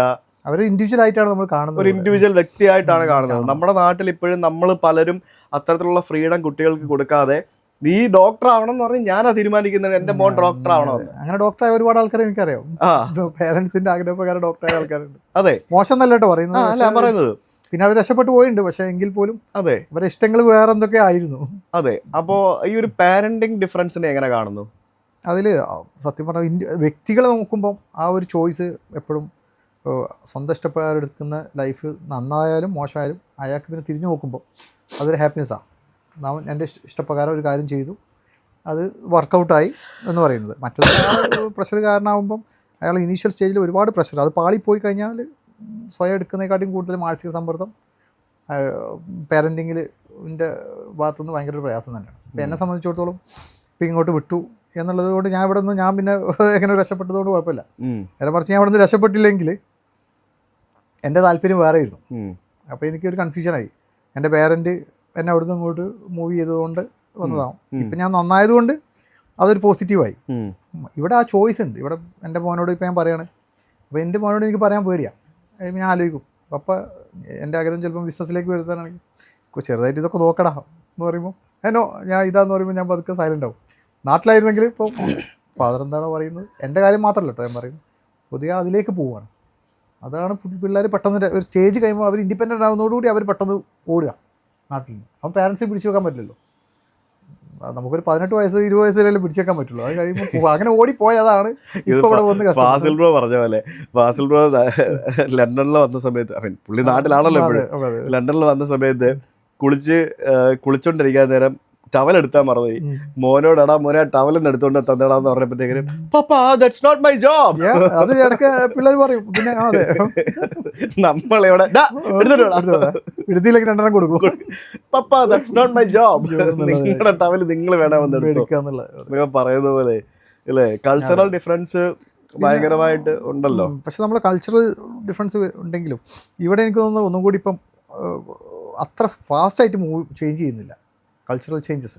കാരണം നമ്മുടെ നാട്ടിലൊരു പുതിയ ചേഞ്ചസ് അത്രത്തോളം ഇവിടെ വരുന്നില്ല. കാരണം നാട്ടിൽ കുറേ പുതിയ ലോകം കാണുമ്പോൾ പെട്ടെന്ന് ടെക്നോളജി എല്ലാമായിട്ട് ആളുകൾ പെട്ടെന്ന് ചേഞ്ച് ചെയ്യും. ആ ചേഞ്ച് കുറച്ച് ശ്രദ്ധിക്കേണ്ടതാണ്. കാരണം നമുക്ക് ആവശ്യമുള്ള ചേഞ്ചാണോ ചെയ്യുന്നത് എന്നുള്ളത് വലിയ പ്രശ്നമുണ്ട്. അപ്പോൾ നിങ്ങൾ നാട്ടിൽ എക്സ്പോർട്ട് ബിസിനസ് ഉണ്ടായിരുന്നു ഫാമിലി ആയിട്ട്. അപ്പോൾ ഇവിടെ വന്നിട്ട് സ്റ്റാർട്ടിങ്ങിൽ തന്നെ ആദ്യമേ തന്നെ ഈ ബിസിനസ് തുടങ്ങുമായിരുന്നോ അതോ പഠിച്ചിട്ട് വേറെ എന്തെങ്കിലുമൊക്കെ ചെയ്തോ? ഞാൻ പറഞ്ഞല്ലോ, എൻ്റെ ഫാദറിൻ്റെ വളരെ ക്ലോസ് ഫ്രണ്ടും ബ്രദറുമാണ്, കസിൻ ബ്രദറും. അപ്പോൾ അവർ രണ്ടാളും കൂടി ഒരു പ്ലാൻ ആണെന്നാണ് ഞാൻ മനസ്സിലാക്കുന്നത് എന്നെ അങ്ങോട്ട് എക്സ്പോർട്ട് ചെയ്തത്. പക്ഷേ ഇവിടെ എത്തിപ്പെട്ടപ്പോൾ എന്നെ എക്സ്പോർട്ട് ചെയ്തു. അപ്പോൾ ഞാൻ ആകെ ഒരു ഐസൊലേറ്റഡ് ആയിട്ട് ഇവിടെ എത്തിപ്പെട്ടു. പിന്നെ ഒരു ഫസ്റ്റ് 2-3 ഇയേഴ്സ് എനിക്ക് ജോലി നാട്ടിൽ അങ്ങനെയല്ലോ. പക്ഷേ ഒരു കാര്യമുണ്ട് കേട്ടോ, നിങ്ങളുടെ അച്ഛനും അമ്മയും ഭയങ്കര അച്ഛനും ഈ പറഞ്ഞ ആൾക്കാരും ഭയങ്കര ബ്രില്യൻ്റാണ്. നിങ്ങൾക്ക് ഇപ്പോഴും മനസ്സിലായിട്ടില്ല അവരുടെ അന്നത്തെ പ്ലാൻ എന്തായിരുന്നു. പക്ഷേ അതിൽ പിന്നെ ഒരു ബ്രില്യൻ്റ് പാർട്ട് അവർ ചെയ്തെങ്കിലും പിന്നീട് അവരൊക്കെ തന്നെ അതിൽ എൻ്റെ ഫാദറൊക്കെ പിന്നെ റിഗ്രറ്റ് ചെയ്തു തോന്നുന്നു, എന്നെ പറഞ്ഞയച്ചു. ഈ നമ്മുടെ നാട്ടിൽ ഏറ്റവും വലിയ പ്രശ്നം അതാണ്. എല്ലാവർക്കും ഇല്ല അത്. ഞാൻ ഇപ്പം അങ്ങനെ അവർക്ക് തിരിച്ച് പോയി കഴിഞ്ഞാൽ പിന്നെ അവർക്ക് തിരിച്ചു വരണം. അപ്പോൾ നമ്മളൊരു രാജ്യത്തെത്തി രാജ്യത്തിനെ കുറിച്ച് പഠിക്കാനും ഇവിടെയുള്ള സ്ട്രഗിളും എല്ലാം കഴിഞ്ഞ് നമ്മളൊന്ന് രക്ഷപ്പെടുന്ന ഒരു പ്രോസസ്സാണല്ലോ. അത് മുഴുവനാക്കാൻ ഇവർ സമ്മതിക്കുന്നില്ല. ഈ പേരൻസ് മാത്രമല്ല, നമ്മളാ ചുറ്റുവട്ടത്തുള്ള അവരായിട്ട് ബന്ധപ്പെട്ട ആളുകളൊക്കെ അതാണ് പല കുട്ടികളും ഇവിടെ ഫേസ് ചെയ്യുന്നത്. നമ്മൾ വിട്ട് കഴിഞ്ഞാൽ അവർ നല്ല രീതിയിൽ പോകുന്നുണ്ടെങ്കിൽ അവരങ്ങ് ഫ്രീഡം കൊടുക്കണം. എന്നിട്ട് അവർ സപ്പോർട്ട് ചെയ്ത് കൊടുത്ത് മെൻ്റലി സപ്പോർട്ട് ചെയ്ത് അവർ വേഗം ഗ്രോ ചെയ്യും. ഇപ്പോൾ നമ്മൾ അധിക പ്രശ്നം നാട്ടിലതാണ്. അപ്പോൾ നാട്ടിൽ നിന്ന് പ്രഷറാണ്, അയ്യോ തിരിച്ചു വരണം. ഇവർ രാജ്യത്തെത്തിപ്പെട്ട അവിടെ രക്ഷപ്പെടാനുള്ള സമയമെടുക്കും. അപ്പോൾ അതിനുള്ള സ്പാൻ ഓഫ് ടൈം വന്ന ആളും മനസ്സിലാക്കണം, അയക്കുന്ന ആൾക്കാരും തീരുമാനിക്കണം. നമുക്ക് ഓരോ വ്യക്തിയും ഡിഫറെൻ്റാണ്. അപ്പോൾ ചില ആളുകൾ പെട്ടെന്ന് രക്ഷപ്പെടില്ല, ചില ആൾക്കാർ സമയമെടുക്കും. അപ്പോൾ ആ സമയം കൊടുത്ത് ആ സമയം നമ്മൾ ആ മൊമെൻറ്റ്സ് മിസ്സാക്കരുത്. അയ്യോ പെട്ടെന്ന് രക്ഷപ്പെട്ടില്ല അല്ലെങ്കിൽ പെട്ടെന്ന് തിരിച്ചു വരണം എന്നുള്ള സമയം കൊടുക്കില്ല. Give the time. അപ്പോൾ അവരുടേതായ രീതിയിൽ രക്ഷപ്പെട്ടു. നിങ്ങളിവിടെ വന്ന് പഠിച്ചു. അത് ഞാൻ കറക്റ്റ് ചെയ്തു. എൻ്റെ കൂടെയുള്ള ആൾക്കാർ ഞാൻ അന്ന സമയത്ത് ഭയങ്കര ഇതായിരുന്നു. നേരെ വരുന്നു ഏതായാലും തല്ലിപ്പൊളി കോളേജിൽ അഡ്മിഷൻ എടുക്കും. നമ്മൾ നല്ല ഒരു പഠിച്ച് കംപ്ലീറ്റ് ചെയ്യാൻ വേണ്ടിയില്ല ചെയ്തു. അന്ന് ഈ ഉടായ്പ കോളേജുണ്ട്. ഇതിപ്പോൾ ആ കോളേജൊക്കെ അവർ ഗവൺമെൻറ് അന്ന് നിർത്തി. ആരും വന്ന് കോളേജ് തുടങ്ങുന്നു, അതിൽ 500 പൗണ്ടിന് അഡ്മിഷൻ എടുക്കുന്നു. ആ ഒരു കാലഘട്ടം ചെയ്തു. പിന്നെ ഒക്കെ യൂണിവേഴ്സിറ്റിയായി മാറി. പിന്നെ യൂണിവേഴ്സിറ്റിയിലാണ് പിന്നെ ഈ നല്ല യൂണിവേഴ്സിറ്റി മോശമൊക്കെ ഇപ്പോൾ ഈ കാലഘട്ടത്തിൽ വന്നത്. അപ്പോൾ അങ്ങനെ വന്ന കുറേ ആൾക്കാർ നേരെ 500 പൗണ്ട് എടുത്ത് അഡ്മിഷൻ വാങ്ങുന്നു, വിസ എക്സ്റ്റെൻഡ് ചെയ്യുന്നു. എന്നിട്ട് അവർ രാത്രി മുഴുവനായാലും പണിയെടുക്കുക, പൈസ കിട്ടും, നാട്ടിലേക്ക്. പക്ഷെ ഞങ്ങൾ വന്നപ്പോൾ തന്നെ ഞാൻ ആ ഭാഗം ഞാൻ ക്ലിയർ ചെയ്തു. അത് കഴിഞ്ഞ ശേഷമാണ് ഇവിടെ പണ്ട് വന്ന ആളുകളൊക്കെ പിന്നെ കോഴ്സ് ചെയ്യുന്നു. അപ്പോൾ എനിക്കതുകൊണ്ട് തന്നെ അന്ന് HSMP എന്നുള്ള ഒരു വിസ കിട്ടുന്നു, ഹൈലി സ്കിൽഡ് മൈഗ്രൻസ് പെർമിറ്റ്. ഞാൻ വന്ന് കോഴ്സ് കഴിഞ്ഞ് PSWയിലേക്ക് പോയില്ല. അന്നും PSW ഉണ്ട്. അതിൻ്റെ മുന്നേ തന്നെ എനിക്ക് വിസ കിട്ടി ലക്കിലി. അപ്പോൾ ഞാൻ നാട്ടിലെ ഇതൊക്കെ കാണിച്ചു, എനിക്ക് വിസ കിട്ടി. പക്ഷേ അത് കിട്ടിയതുകൊണ്ട് എനിക്ക് പെട്ടെന്ന് തന്നെ ഞാനതിൻ്റെ സത്യം പറഞ്ഞാൽ നമ്മൾ ഈ പാർട്ട് ടൈം എന്ന് പറഞ്ഞു കഴിഞ്ഞാൽ എല്ലാ രീതിയിലും പാർട്ട് ടൈമും ചെയ്തു. ക്ലീനിങ് ജോബ് ചെയ്തു. അത് ഞാൻ ഹീത്രോ എയർപോർട്ട് ക്ലീനിങ് ചെയ്തിട്ടുണ്ട്. ഞാൻ ഇതുവരെ പറഞ്ഞിട്ടില്ല ഒന്നും. ഞാനിവിടെ തന്നെ അവിടെ പിന്നെ ടീം ലീഡറായി വർക്ക് ചെയ്തിട്ടുണ്ട്. പിസ്സ ഷോപ്പിൽ വർക്ക് ചെയ്തു. പിന്നെ ആസ്ജ എന്ന് പറഞ്ഞ ഇതിൽ അവിടെ പിന്നെ കുറച്ച് കാലം ഒഴിവാക്കി. അതൊരു പാർട്ട് ടൈം രീതിയിലൊക്കെ ചെയ്തു. അപ്പോൾ അവിടെ നിന്നൊക്കെ ഞാൻ പക്ഷേ അവിടെയൊക്കെ നിൽക്കുമ്പോൾ എൻ്റെ മൈൻഡിൽ എങ്ങനെയെങ്കിലും ഒരു ബിസിനസ് ചെയ്യണമെന്നാണ്. എൻ്റെ മനസ്സിനുള്ളിൽ ഒരു ബിസിനസ്സുകാരനാവണം. പക്ഷെ അന്ന് ഇത്ര വലിയ ഓപ്പർച്യൂണിറ്റി ഒന്നുമില്ല, നമ്മൾ ആർക്കും ഒന്നും കാണിച്ചു തരില്ല, നമുക്കൊരു എക്സ്പോഷറും ഇല്ല. ഞാനിപ്പോൾ എൻ്റെ ടീമിനോട് ഇപ്പോൾ പറയാറുണ്ട്, നിങ്ങൾ വന്നാൽ പിറ്റേന്ന് തന്നെ നമുക്ക് എക്സ്പോഷറാണ് നിങ്ങൾക്ക് കിട്ടുന്നത്. ഇപ്പോൾ എൻ്റെ കൂടെ ഒക്കെ വർക്ക് ചെയ്യുന്നവർക്ക് എല്ലാ എക്സ്പോഷറും കിട്ടുന്നുണ്ട്. അപ്പോൾ ആ എക്സ്പോഷറൊന്നും അന്ന് നമുക്ക് കിട്ടില്ലായിരുന്നു, ആരും പറഞ്ഞു തരില്ല. അന്ന് ഇത്ര ആളുകളില്ലല്ലോ, നമ്മൾ തന്നെ കണ്ടുപിടിച്ച്. ഇൻ ബിറ്റ്വീൻ ഞാനൊരു സ്റ്റേജിൽ ഞാൻ തീരുമാനിച്ചു, വിസയൊക്കെ കിട്ടിയിട്ടും ഞാൻ ഇവിടുന്ന് പോവാം. അങ്ങനെ വൈഫ് ഫസ്റ്റ് പ്രഗ്നൻസി ആവുന്ന സമയത്ത് എല്ലാം വിസ എല്ലാം സെറ്റായതിനു ശേഷം, കാരണം ഹൈലി സ്കിൽഡ് മൈഗ്രൻ്റ് എന്ന് പറഞ്ഞു കഴിഞ്ഞാൽ നമുക്ക് എന്ത് ജോബും ചെയ്യാം, എന്ത് ബിസിനസ്സും ചെയ്യാം, അങ്ങനെ നല്ല ഒരു വിസ കിട്ടിയിരുന്നത്. പക്ഷേ ഞാൻ ഡിസൈഡ് ചെയ്തു ഞാൻ ഗിവ് അപ്പ് ചെയ്യുക എന്നുള്ള സ്റ്റേജ് വന്നു. അത് പേരൻസും നാട്ടിൽ നിന്നെല്ലാം ഒരു പ്രഷർ വന്നു, സൗദി മിഡിൽ ഈസ്റ്റിലേക്ക് പോകാം. അങ്ങനെ ഞാൻ അതും ട്രൈ ചെയ്തിട്ടുണ്ട്. അപ്പോൾ ഇവിടുന്ന് വിട്ടു? വിട്ടു. ഇവിടുന്ന് വിട്ടിട്ട് ഞാൻ ആദ്യം സൗദിയിലേക്ക് പോയി, അവിടെ എന്തെങ്കിലുമൊക്കെ ചെയ്യാന്നുള്ള കസിൻ ഉണ്ടായിരുന്നു. പക്ഷേ അവിടെ എനിക്ക് അത്ര ഒരു പിടുത്തം കിട്ടില്ല. അപ്പോൾ ഒന്ന് പെട്ടെന്ന് എനിക്ക് ദുബായിലൊരു ഓപ്പർച്യൂണിറ്റി വന്നു. ദുബായിൽ ഞാൻ പിന്നെ അത് ഒരു 6 മാസം എൻജോയ് ചെയ്തു. ഓഫ്കോഴ്സ് ദുബായ് ആണല്ലോ, ഇവിടെ പിന്നെ എക്സ്പോഷർ, വൈഫ് ഫാമിലി നാട്ടിൽ നല്ല ഫെസിലിറ്റി. അപ്പോൾ ദുബായ് അങ്ങനെ സെറ്റ് ചെയ്തു. അപ്പോഴാണ് ഞാൻ ആഫ്രിക്കയിലേക്ക് ഇങ്ങനെ കണക്ഷൻസ് കിട്ടുന്നത്. അപ്പോൾ എനിക്ക് തോന്നി ദുബായിൽ നമുക്ക് എന്താ വെച്ചാൽ നമ്മൾ ഈ UK വർക്ക് എക്സ്പീരിയൻസ് ഇതുപോലെയല്ല, മിഡിൽ ഈസ്റ്റിലെ വർക്ക് ഡിഫറെൻ്റ് ആണ്. അന്നൊക്കെ ഇപ്പം കുറേയൊക്കെ പ്രൊഫഷണലായി. അറബ്സിൻ്റെ വേറൊരു നമ്മളോട് ഒരു പെരുമാറ്റമൊക്കെ നമുക്കൊരു അങ്ങനെയൊക്കെ നിന്ന് കഴിഞ്ഞാൽ നമുക്ക് ബെനിഫിറ്റ് ഉണ്ടാവും. പക്ഷേ എനിക്ക് ആ ഒരു വർക്ക് കൾച്ചറിൽ കുറച്ചൊരു ബുദ്ധിമുട്ട് തോന്നി. അപ്പോൾ ഞാൻ പറഞ്ഞു let me try in Africa, സ്വന്തമായിട്ട് ചെയ്യാം. അങ്ങനെ ഞാൻ അവിടെ പോകുന്നു, കമ്പനി രജിസ്റ്റർ ചെയ്യുന്നു, അങ്ങനെ ആഫ്രിക്കയിലേക്ക് പോകും. എവിടെ? ഗാന. ഓക്കെ. അവിടെ ഞാൻ കുറച്ചൊരു 5 മാസം നിന്ന് കമ്പനിയൊക്കെ ആയി. എല്ലാം പിന്നെ പൈസ കൊടുത്താൽ കിട്ടുമല്ലോ അവിടെ ആ സമയത്ത്. ഇപ്പം എന്താ സിറ്റുവേഷൻ അവിടെ ഈ പറഞ്ഞ എക്സ്പോർട്ടിങ് ആയിരുന്നോ അതോ? ഞാൻ എക്സ്പോർട്ടും പിന്നെ ഒക്കെ ചെയ്യാൻ വേണ്ടിയാണ് പോയത്. നമ്മളൊരു പിന്നെ ഓയിൽ ആൻഡ് ഗ്യാസിലേക്കുള്ള പ്രീഫാബ് കോൺട്രാക്റ്റൊക്കെ പ്രതീക്ഷ പോയത്. കമ്പനി എല്ലാം സെറ്റ് ചെയ്ത് പൈസ കുറച്ച് മുടക്കി. എൻ്റെ പിന്നെ ആഫ്രിക്കയിലാണല്ലോ, അതൊരു പാടാണ് എല്ലാവർക്കും. ഈ ആഫ്രിക്കയിലൊക്കെ പോകുമ്പോൾ നമുക്ക് പിന്നെ നല്ല യങ് ഏജിലൊക്കെ പോയാൽ നമ്മൾ ആ പ്രതിസന്ധിയൊക്കെ നേരിട്ട് രക്ഷപ്പെടാം. അല്ലെങ്കിൽ നല്ല കണക്ഷൻസ് അല്ലെങ്കിൽ നമ്മൾ പോയി പെടാം. ഞാൻ പെടുന്നതിൻ്റെ മുന്നേ എൻ്റെ കുറച്ച് പൈസ പോയപ്പോൾ ഞാൻ രക്ഷപ്പെട്ടു, ഞാൻ ഇങ്ങോട്ട് പോകും. അവിടെ വരെ ഓപ്ഷൻ ഉണ്ടായിരുന്നു, കാരണം എൻ്റെ വിസ പ്രോപ്പർ ആയിരുന്നല്ലോ. അങ്ങനെ ഞാൻ ഇങ്ങോട്ട് തിരിച്ചു പോകണം. അങ്ങനെ അവിടെയും ഇങ്ങനെ ഒന്ന് കറങ്ങി. പക്ഷെ അതെൻ്റെ ലൈഫിൽ ഭയങ്കര എക്സ്പീരിയൻസ് ആയിരുന്നു, കുറേ പഠിച്ചു. ഞാനിപ്പോഴും ആഫ്രിക്കയിൽ നിന്ന് ഇമ്പോർട്ട് ചെയ്യുന്നുണ്ട്. അപ്പോൾ ആഫ്രിക്ക എന്ന് പറയുമ്പോൾ എനിക്ക് സ്ട്രേഞ്ച് അല്ലാതെ, അത് മിഡിൽ ഈസ്റ്റ് പോകുമ്പോഴും നമുക്കൊരു ഒരു ഫീൽ തന്നത് ഈ ബ്രേക്കാണ്. പക്ഷെ അപ്പോൾ എൻ്റെ സമയം കുറേ കഴിഞ്ഞു. വീണ്ടും നമ്മൾ ഏജ് ഒരു പ്രോസസ്സാണല്ലോ, അതിൻ്റെ പെട്ടെന്ന് ഈഗളി സ്റ്റാർട്ട് ചെയ്യേണ്ടത്. ഇവിടെ എത്തിക്കഴിഞ്ഞപ്പം പിന്നെ ഞാൻ ആ ഒരു ഫസ്റ്റ് 1 ഇയറിൽ സ്ട്രഗിളായി. വീണ്ടും റീസ്റ്റാർട്ട് ചെയ്തു. പിന്നെ പിന്നോട്ട് നോക്കേണ്ടി വന്നില്ല, അങ്ങനെ മുന്നോട്ട് പോകാൻ പറ്റി. അതാണ് എൻ്റെ ഇൻ ബിറ്റ്വീൻ സംഭവിച്ചത്. ഇവിടെ എത്തിയതിന് ശേഷം എനിക്ക് പിന്നെ ബിസിനസ് ഇങ്ങനെ സെറ്റ് ചെയ്തു, ഇമ്പോർട്ട്സ് സ്റ്റാർട്ട് ചെയ്തു. ഞാൻ പറഞ്ഞ എൻ്റെ അങ്കിള് അവർ നല്ല സപ്പോർട്ട് ചെയ്തു. നമ്മൾ സ്റ്റാർട്ട് ചെയ്ത് നല്ല രീതിയിലായി വരുമ്പോൾ ചെറിയൊരു ഫിസിക്കൽ ഇഷ്യൂസൊക്കെ വന്നു. അപ്പോൾ അതിൽ നിന്ന് കമൗട്ട് ചെയ്തു ഞാൻ. നമ്മൾ മനസ്സിൻ്റെ കരുത്താണല്ലോ, അപ്പോൾ അതിൽ നിന്ന് കമൗട്ട് ചെയ്തോടുകൂടി പിന്നെ ബിസിനസ്സും നന്നായിട്ട് മുന്നോട്ട് പോകാൻ തുടങ്ങി. അങ്ങനെയാണ്. ഓക്കെ. അപ്പോൾ പിന്നെ ആ ഒരു ഫാമിലിയിൽ അങ്ങനെ ഒരു ബിസിനസ് ചെയ്ത് ഒരു എക്സ്പീരിയൻസ് ഫാമിലിയിൽ നിന്ന് കിട്ടിയിട്ടുണ്ടോ? ഇല്ല, കണ്ടിട്ടുള്ളൂ. നമുക്ക് നമ്മൾ ചില കാര്യങ്ങൾ നമ്മൾ കണ്ടാൽ മതി, ചെറുപ്പം മുതൽ കാണുമ്പോൾ നമ്മൾ മനസ്സിൽ നിൽക്കും. പക്ഷെ അത് എനിക്ക് തോന്നുന്നു ആ ഒരു എക്സ്പീരിയൻസ് ആയി കിട്ടി. പിന്നെ എനിക്കൊരു മെൻ്റലി സപ്പോർട്ട് തന്നു. പിന്നെ നമുക്കതിനോടൊരു ആത്മാർത്ഥമായിട്ട് ചെയ്യണം എന്നുള്ളൊരു ഫീൽ ഉള്ളതുകൊണ്ട് നമ്മളത് ആ രീതിയിലേക്ക് പോയതാണ്. അത് ചെയ്ത് പഠിച്ചിട്ടൊന്നുമല്ല. ഞാനിവിടെ ട്രയൽ നമ്മൾ ഇത് ചെയ്യുമല്ലോ, ചെയ്ത് രക്ഷപ്പെട്ട അല്ല, ഒരു പെട്ടെന്ന് രക്ഷപ്പെട്ടിട്ട് പോയതല്ല. അപ്പോൾ അതുകൊണ്ട് പിന്നെ എനിക്ക് എക്സ്പീരിയൻസ് ഉണ്ട്. പിന്നെ ഇൻ്റർനാഷണലി ട്രാവൽ ചെയ്യാൻ സ്വന്തം ഞാൻ ഈ ചെയ്ത് ആരെടുത്തും എവിടെയും പോകാമെന്നുള്ള ഇങ്ങനെയൊക്കെ പോയാൽ ചെയ്യാൻ പറ്റും എന്നുള്ള. നമ്മൾ സാമ്പത്തികം ഫണ്ടൊന്നും ഉണ്ടായിട്ടില്ല. ഞാൻ ഒരു 500 പൗണ്ട് ഈ എസ്റ്റേൽ വർക്ക് ചെയ്ത് 500 പൗണ്ട് കൊണ്ടിട്ടാണ് നമ്മൾ ആദ്യമായിട്ട് ചൈനയിലേക്ക് ചെറിയ സാധനങ്ങൾ അയച്ചു തുടങ്ങിയത്. പിന്നെ അതിന് കുറച്ച് പൈസ കിട്ടി. അങ്ങനെയാണ്. അല്ലാതെ നമ്മൾ ഒരുപാട് ഫണ്ട് കൊണ്ടത്. ഇപ്പോഴത്തെ ട്രെൻഡ് കാണുന്നത് ആരെങ്കിലുമൊക്കെ ഒരുപാട് ഫണ്ട് കൊണ്ടുവരും, ആ ഫണ്ട് അത് വെച്ചിട്ട് വേറെ കുറേ ആൾക്കാർ ബിസിനസ്. അപ്പോൾ അതിൽ 10%, എനിക്കൊന്ന് 20% സക്സസ് റേറ്റ് ഉള്ളൂ. ഫണ്ട് ഇല്ലെങ്കിൽ ബിസിനസ് ചെയ്യുക എന്നുള്ളത് ഒരു എക്സാമ്പിളാണ്. ഞാൻ വീട്ടിൽ നിന്ന് പിന്നെ ഒരു പൈസയും കൊണ്ടുവന്നിട്ട് ബിസിനസ് ചെയ്തതല്ല. ഞാൻ ഇങ്ങോട്ട് തിരിച്ചു വന്നപ്പം വൈഫിൻ്റെ സ്വർണം വരെ പണയം വെച്ച് എന്നിട്ടാണ് എൻ്റെ 2-3-4 മാസം സിറ്റുവേഷൻ വരെ പോയിട്ടുണ്ട്. പക്ഷേ നമ്മളത് അല്ലാതെ ബിസിനസ്സിലേക്ക് ഞാൻ ഫണ്ട് കൊണ്ടുവന്നിട്ട് നമ്മൾ ബിസിനസ് ചെയ്തിട്ടില്ല. ഈ വിദേശ രാജ്യങ്ങളിൽ പോയിട്ട് ജോലി ചെയ്യുന്ന ധാരാളം ആൾക്കാരുണ്ട്, പക്ഷെ ബിസിനസ് ചെയ്യുന്നവര് ഉണ്ട്, ഇല്ല എന്നല്ല പറയുന്നത്. ഇപ്പം ഗൾഫ് രാജ്യങ്ങളിലൊക്കെ ധാരാളം ആളുകളുണ്ട്. ഇപ്പോൾ US-ലും UK-ലൊക്കെ വന്ന് അല്ലെങ്കിൽ ഈ പറഞ്ഞ പോലെ യൂറോപ്പിലൊക്കെ പോയിട്ട് ബിസിനസ് ചെയ്യുക എന്നുള്ളത് ഒരു പ്രത്യേക കഴിവ് വേണ്ട ഒരു പരിപാടിയാണ്. കാരണം റിസ്ക് ഇൻവോൾവ്മെന്റ് ഭയങ്കര കൂടുതലാണ്. ജോലി ചെയ്യുന്ന പോലെ അല്ലല്ലോ ഒരു ബിസിനസ് ചെയ്യാന്ന് പറയുമ്പോഴത്തേക്കും. അതിപ്പോ എന്താണേലും ഒരു ചെറിയൊരു ഗ്രോസറി സ്റ്റോർ ഇടുന്നത് ഒരു റെസ്റ്റോറന്റുകൾ ഇടുന്നത് പോലെ അല്ലല്ലോ. ഇൻവെസ്റ്റ് ചെയ്ത് ഓരോ ബിസിനസ് ചെയ്യാന്ന് പറയുമ്പോഴത്തേക്കും അല്ലേ? എല്ലാരും യൂസഫ് അലി അല്ലല്ലോ. അല്ല, യൂസഫ് അലിയുടെ ബാക്ക് എടുത്ത് പുള്ളി അദ്ദേഹം ഏത് രീതിയിൽ തുടങ്ങിയതാണ്. നമ്മൾ വർഷം എടുത്ത് നോക്കുകയാണെങ്കിൽ എത്ര വർഷം പിന്നീട് നമ്മൾ അവസാന ഒരു ലാസ്റ്റ് 20 years പുള്ളി മലയാളികളെ നെട്ടിച്ചു.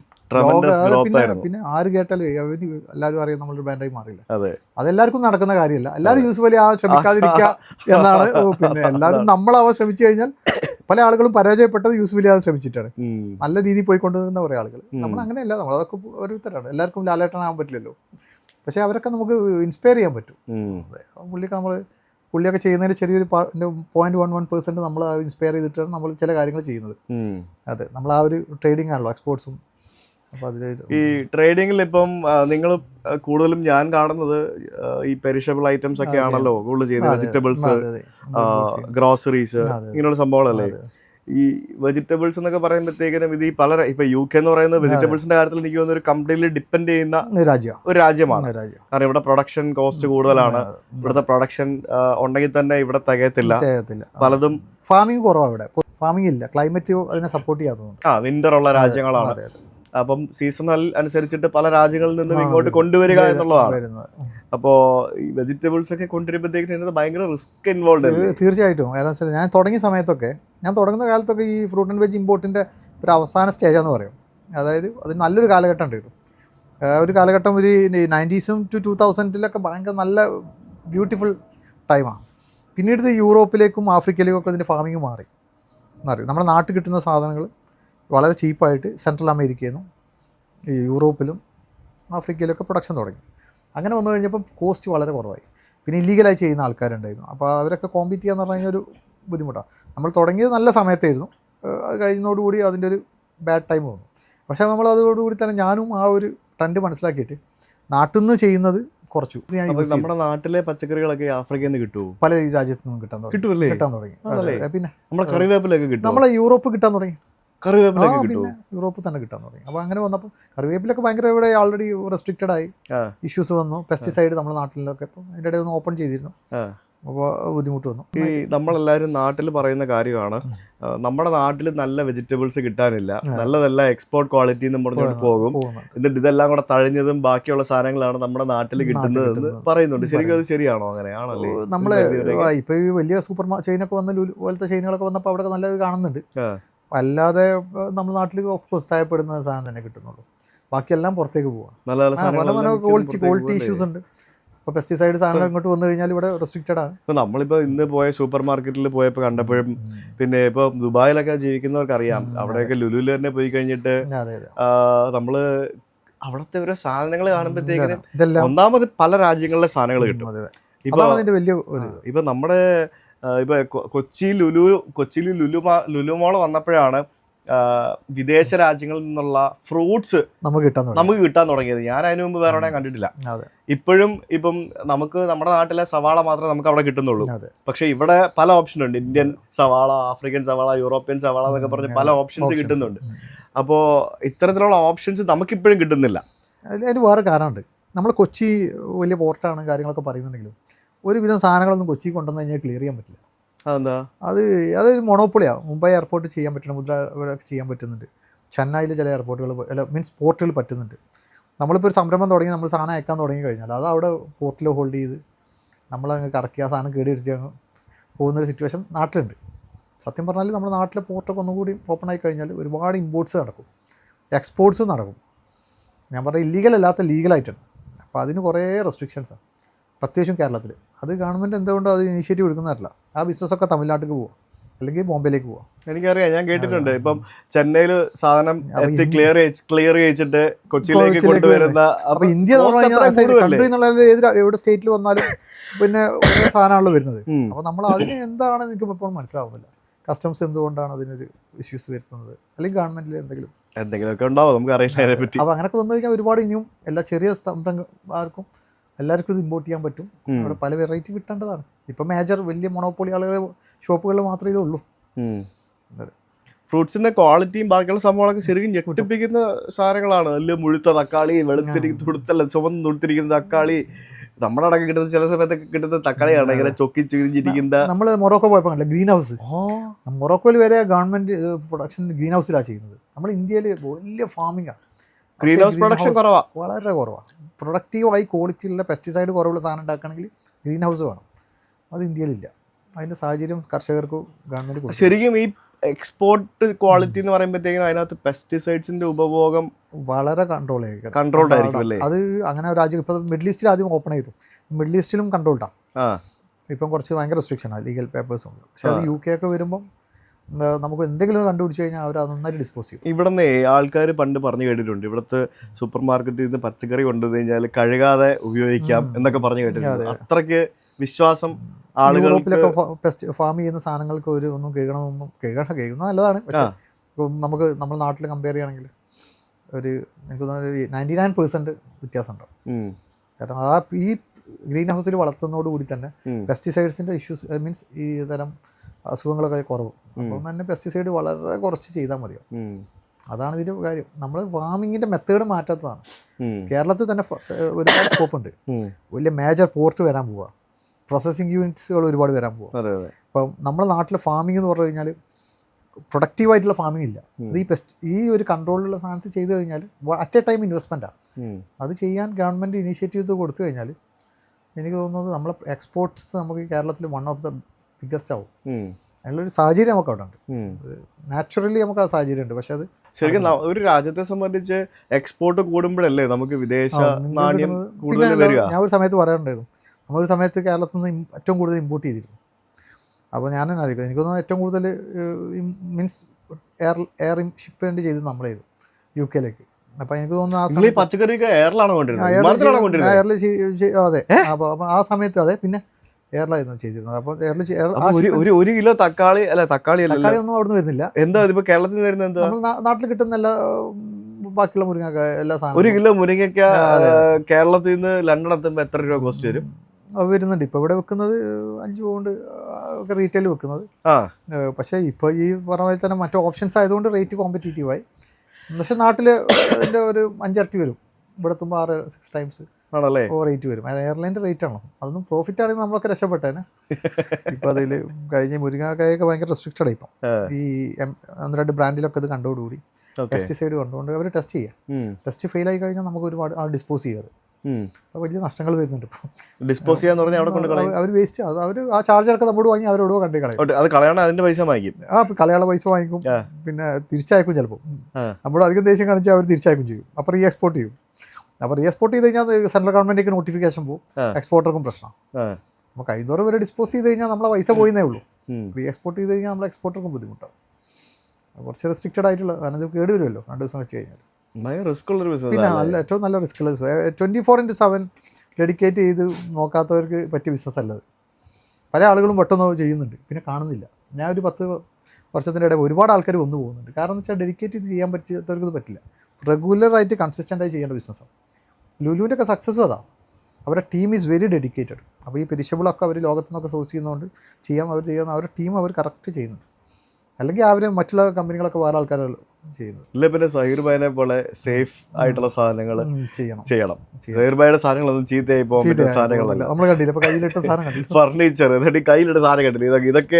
ഇതൊക്കെ ഈ നമ്മളെ ഓരോ സ്ഥലത്ത് കിട്ടുന്ന സാധനങ്ങളാണ്. അപ്പൊ ഇതൊക്കെ അവിടെ നിന്ന് കൊണ്ടുവന്ന ആവാത്ത സാധനങ്ങൾ, ക്വാളിറ്റി മാത്രം നോക്കി. സഹീർ ഭായിനെ പോയിട്ട് പറഞ്ഞപ്പോഴാണ് ഞാൻ ഈ ചൈനയിൽ പോയപ്പോഴാണ് സഹീർ ഭായിൻ്റെ അടുത്ത് പോയി കണ്ടു കഴിഞ്ഞപ്പോൾ. പിന്നെ യൂറോപ്പിൽ എവിടെ പോയാലും വൈഫിൻ്റെ കൂടെ യാത്ര, ഞാൻ പറയും വൈഫ് ഇങ്ങനെ ഒരു ഷോപ്പിലേക്ക് പോകുമ്പോൾ പറയും ഇത് ചൈന. നമ്മളിവിടെ UK സ്റ്റാൻഡേർഡാണ്, യൂറോപ്പ് അത് കാണുമ്പോൾ നല്ലതാണ്. പക്ഷേ നമുക്കിപ്പോൾ എല്ലാം ചൈന എന്നറിയാം. ലോകത്തുനിന്ന് ഇപ്പോൾ കാണുന്ന കൺസ്യൂം ചെയ്യുന്ന എല്ലാ സാധനങ്ങളും ചൈനയിൽ നിന്നാണ് വരുന്നത്. ഞാൻ കഴിഞ്ഞ ദിവസം ടിബറ്റിൽ പോയില്ലേ, ഞാൻ 1-2 സാധനങ്ങളൊക്കെ വാങ്ങിച്ചു. ഒരു ബുദ്ധന്റെ വിഗ്രഹം, പിന്നെ മറ്റേ തൂക്കിയിടുന്ന ഒരു മണമണി കേൾക്കുന്ന സാധനം, പിന്നെ ഒരു മണി, അങ്ങനെ കുറെ സാധനങ്ങൾ വാങ്ങിച്ചിട്ട് വന്നു. ഞാൻ ടിബറ്റിൽ നിന്ന് വാങ്ങിച്ചാണ്. പക്ഷെ ആ പ്രോഡക്റ്റ് കം ഫ്രം ചൈന.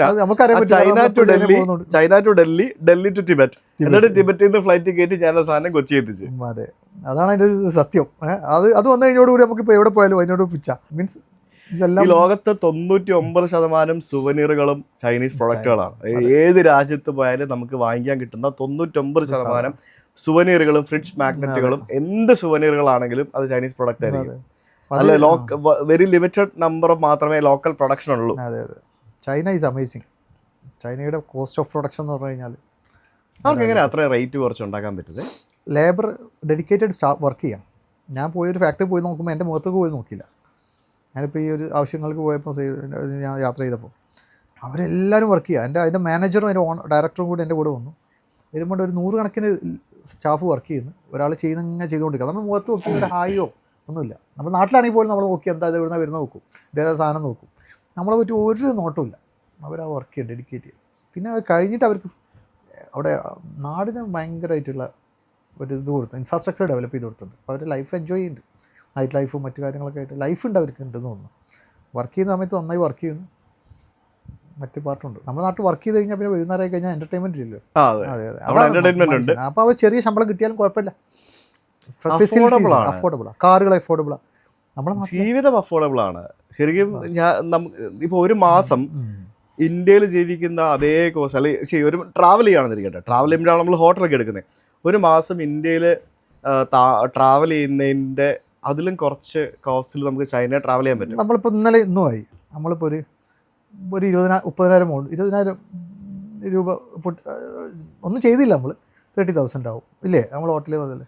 ചൈനയിൽ പോയിട്ട് ഞാൻ സൈർബായിനോട് പറഞ്ഞു ഈ കണക്ക് ഇങ്ങനെ കൊടുക്കണല്ലോ. ഞാൻ പറഞ്ഞു ഒരു 4-5 ദിവസത്തിന് പോയപ്പോൾ സൈർബായി നിങ്ങൾ കണക്ക് നിങ്ങളവിടെ ഓഫീസിൽ വെച്ചോളൂ. അല്ലെങ്കിൽ സൈർബായി നമ്മൾ വളരെ ക്ലോസ് ആയതുകൊണ്ട് ഓരോന്നും പറയാൻ പറ്റില്ലല്ലോ. അങ്ങനെ എന്നോട് നാട്ടിൽ എത്തി പറ്റും. എന്നോട് പറഞ്ഞു ബില്ലയച്ചു. ഞാൻ ഫ്ലൈറ്റിൽ പോയിരുന്നു, പിന്നെ ഹോട്ടലിൽ താമസിച്ചിരുന്നു, 60,000 രൂപ. ഞാനിപ്പോൾ ഇവിടെ ഇന്ന് നമ്മൾ താമസിച്ച മുറി 100 മിനിമം ഒരു 10,000 രൂപ ഇല്ലെങ്കിൽ ലണ്ടനിൽ റൂം കിട്ടുമോ? ഇപ്പം നമ്മൾ വേറെ ഇപ്പം ഞാൻ അടുത്ത പോകാൻ പോകുന്ന രാജ്യത്ത് പറയുന്നില്ല, പോകാൻ പോകുന്ന രാജ്യത്തേക്കുള്ള റൂമിൻ്റെ റേറ്റ് നോക്കുമ്പോൾ മിനിമം ഇത്ര 10,000-20,000 രൂപയ്ക്കാണ് കാണിക്കുന്നത്. നമ്മുടെ നാട്ടിൽ ഞാൻ കഴിഞ്ഞ ദിവസം ഭുവനേശ്വർ പോയി. ഭുവനേശ്വറിൽ ഞാനൊരു വീഡിയോ എടുക്കാൻ വേണ്ടി പോയതാണ്. ഞാൻ അത്യാവശ്യം കൊള്ളാവുന്നൊരു ഹോട്ടൽ മുറി നോക്കിയപ്പോഴത്തേക്കിനും 4,500, 5,000, 5,500, 6,000, 4,000 മിനിമം ആണ്. എന്നിട്ട് ഞാനൊരു ഹോട്ടൽ ബുക്ക് ചെയ്തു 6,000 രൂപ. ഞാൻ ആ ഹോട്ടലിൽ പോയി കഴിഞ്ഞപ്പോഴത്തേക്കിനും സത്യം പറഞ്ഞാൽ എനിക്ക് ഭയങ്കര വിഷമമായിപ്പോയി. കാരണം ഒരു 1,000 രൂപയ്ക്ക് പോലും വേർത്തല്ലാത്തൊരു മുറിയായിരുന്നു 6,000 രൂപയ്ക്ക് എനിക്ക് സെല്ല് ചെയ്തത്. ഇതേ സമയം ഞാൻ ചൈനയിൽ ഒരു മാസം ട്രാവൽ ചെയ്താ 3,000-3,500 രൂപ. നല്ല ഹോട്ടൽസ്, ഇത്ര നല്ല ഹോട്ടലുകൾ, അതും ഭയങ്കര സ്പേഷ്യസ് മുറി, നീറ്റ് ക്ലീന്. ടാക്സി ആണെങ്കിൽ അത് ഇനി പറഞ്ഞാല് ഹോളിഡേനും മാരിറ്റും ഒക്കെയാണ് 3,000-3,500, 4,000 കിട്ടുന്നത്. സാധാരണ ഹോട്ടൽസ് അതിലും റേറ്റ് കുറച്ച് കിട്ടും. അത്ര അഫോർഡബിൾ ആയിട്ട് പല സിറ്റീസിൽ പോലും അല്ലേ. അത് ഗവൺമെന്റിന്റെ വലിയ വിഷൻ ആട്ടോ. അത് നമ്മുടെ നാട്ടിലെ ഏറ്റവും വലിയ പ്രശ്നം ഹോട്ടൽസ് എക്സ്പെൻസീവ് ആണെന്നുള്ളതാണ്.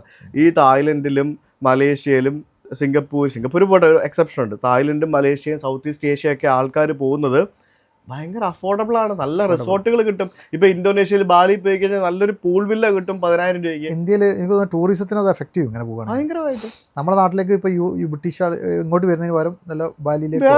ഞാൻ കഴിഞ്ഞ ദിവസം ലഡാക്കിൽ പോകുമ്പോൾ ഒരു ഹോട്ടലിൽ ഫുഡ് കഴിച്ചതാ 2,500 രൂപ ഫുഡിന് റേറ്റ് ആയിട്ട് 10,400, അല്ല 10,200, 300 രൂപ GST ഫുഡ് കഴിച്ചപ്പോൾ. ഇപ്പോൾ ഇവിടുന്ന് റീസെന്റ് ആളുകളൊക്കെ ഇപ്പോൾ ബ്രിട്ടീഷ് പാസ്പോർട്ടൊക്കെ ആയി തുടങ്ങിയല്ലോ. അടുത്ത ജനറേഷൻ വന്നപ്പോൾ ഇവരൊക്കെ ഇന്ത്യയിൽ പോലെ കേരളത്തിൽ പോലെ കുറഞ്ഞു. കാരണം എക്സ്പെൻസീവ് ആണെന്ന് പറയാം. 4 കുട്ടികളായിട്ട് പോകാൻ ടിക്കറ്റ് എക്സ്പെൻസീവ് ആണ്.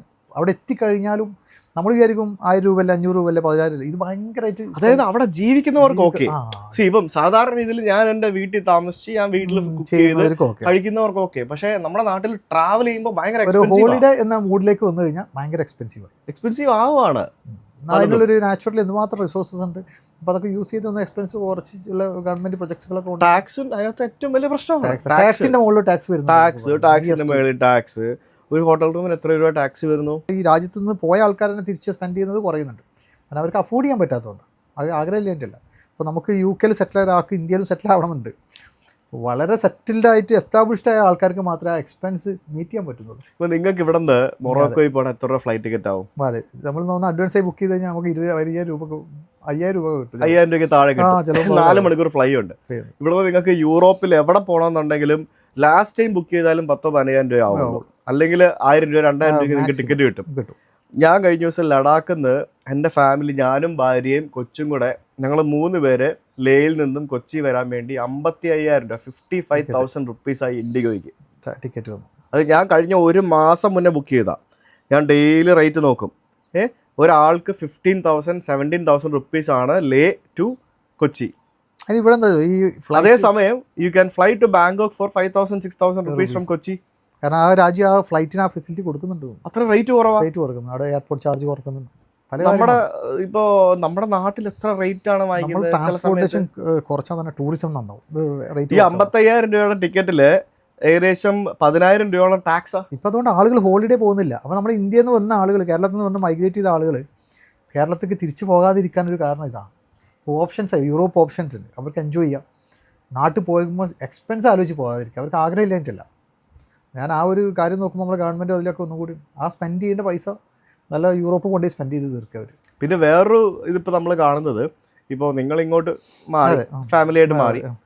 അപ്പോൾ നിങ്ങളിപ്പോൾ നിങ്ങളുടെ ഫാമിലി അവിടെ ഉണ്ട്, നിങ്ങളുടെ ഫാമിലിയും കൂടെ അവിടെ ഇല്ലാന്നുണ്ടെങ്കിൽ നിങ്ങൾ എന്ത് ചെയ്യും? നിങ്ങൾ നിങ്ങളുടെ നാട്ടിലെ വീടും സ്ഥലവും ബാക്കിയുള്ള സംഭവം എല്ലാം അത് പുതിയ ട്രെൻഡാണ്. പോകും, കിട്ടുന്ന പൈസയ്ക്ക് വിൽക്കുന്നു, ആ പൈസ നിങ്ങൾ നേരെ ഇങ്ങോട്ട് കൊണ്ടുവരും. നമ്മൾ ഇൻവെസ്റ്റ് ചെയ്യാനുള്ളൊരു മൂഡ് ഉണ്ടാക്കുന്നില്ല.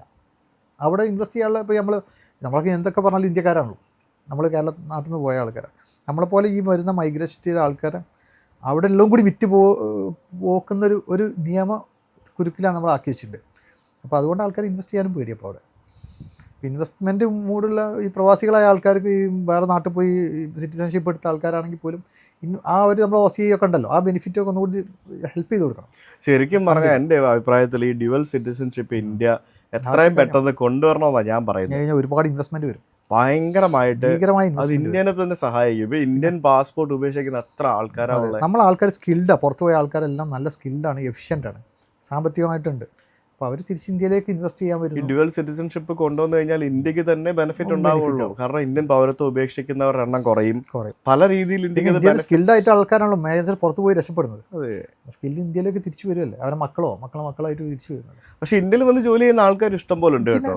നമ്മുടെ ഇൻഡിഗോയുടെ CEO ആംസ്റ്റർഡാംകാരനാ, ഡച്ചുകാരനാ, എയർ ഇന്ത്യയുടെ CEO വേറെ ഏതോ നാട്ടുകാരാണ്. പക്ഷെ ബാക്കി എല്ലാ രാജ്യത്തും വലിയ വലിയ കമ്പനിയുടെ CEOമാർ ഇന്ത്യക്കാരായിരിക്കും. പക്ഷെ ഇന്ത്യൻ കമ്പനികളുടെ CEO ഒക്കെ വേറെ ഏതെങ്കിലും രാജ്യത്ത് ആ ഇൻഡസ്ട്രിയിൽ അവർക്ക് മാച്ച് ചെയ്യാൻ റെസ്പോൺസ് കിട്ടാൻ വേണ്ടി കൊണ്ടുവരാം, അല്ലാതൊന്നുമല്ല. അതെ, എന്തായാലും പിന്നെ നാട്ടിൽ നിന്ന് പോരുന്ന ആളുകളെ നാട്ടിലേക്ക് ഇൻവെസ്റ്റ് ചെയ്യിപ്പിക്കാനുള്ളൊരു മൂഡ് അത് ഗവൺമെൻറ്റിൻ്റെ ഉത്തരവാദിത്തമാണ്. നമുക്കൊന്നും ചെയ്യാൻ പറ്റില്ല. അല്ലെങ്കിൽ ആളുകളൊക്കെ നല്ല ആൾക്കാരൊക്കെ പോകും, എന്നിട്ട് അവിടെ അങ്ങനെ കാലിയായിരിക്കും. നാടിൻ്റെ ഒരു പുരോഗമനത്തിനും ബാധിക്കും. ഈ ഭാവിയിൽ ഇനി യുവാക്കളില്ലാത്ത നാടായി മാറുമോ നമ്മുടെ നാടൊക്കെ? അങ്ങനെ പറയാൻ പറ്റുമോയെന്ന് ചോദിച്ചാൽ യൂത്തിന് വേറെ പ്രശ്നമുണ്ട്. ഇപ്പം ഞാൻ പറയാം, UK പോലത്തെ രാജ്യത്ത് പഠിക്കാൻ വരുന്നത് പഠിക്കാനായിട്ട് വരുമ്പോൾ നല്ലതാണ്. പഠിക്കാനായിട്ട് വരാൻ മാത്രമല്ല, people are migrating to almost all the countries. എല്ലാ രാജ്യം, കേരളത്തിൽ നമ്മൾ എവിടെ പോയാലും ഇപ്പോൾ ലോകത്ത് എവിടെ പോയാലും ഉണ്ട്. അത് മലയാളികൾ ഏറ്റവും കൂടുതൽ മൈഗ്രേറ്റ് ചെയ്യുന്നത് എനിക്ക് തോന്നുന്നു. ആ രീതി നോക്കണം. മലയാളികളും പഞ്ചാബികളും അത് ചില രാജ്യങ്ങൾ ആൾക്കാർ പോകുന്നുണ്ട്, പക്ഷേ ഒരു പെർട്ടിക്കുലർ കൺട്രീസിലേക്കാണ് പോകുന്നത്. അതെ, മലയാളികൾ എവിടെ പോയാലും മലയാളി പറയേണ്ട ആവശ്യമില്ല. 70 രാജ്യങ്ങൾ കവർ ചെയ്തു. കനഡയിൽ പോയി കഴിഞ്ഞാൽ പഞ്ചാബികളാണ്. കാനഡയിൽ പോയി മൈഗ്രേറ്റ് ചെയ്യുന്ന ആൾക്കാർ കൂടുതലും. ഇപ്പം ഗൾഫിൽ പോയി കഴിഞ്ഞാൽ മലയാളീസാണ് ഏറ്റവും കൂടുതൽ ഗൾഫിലുള്ളത് പല രാജ്യങ്ങളിലും.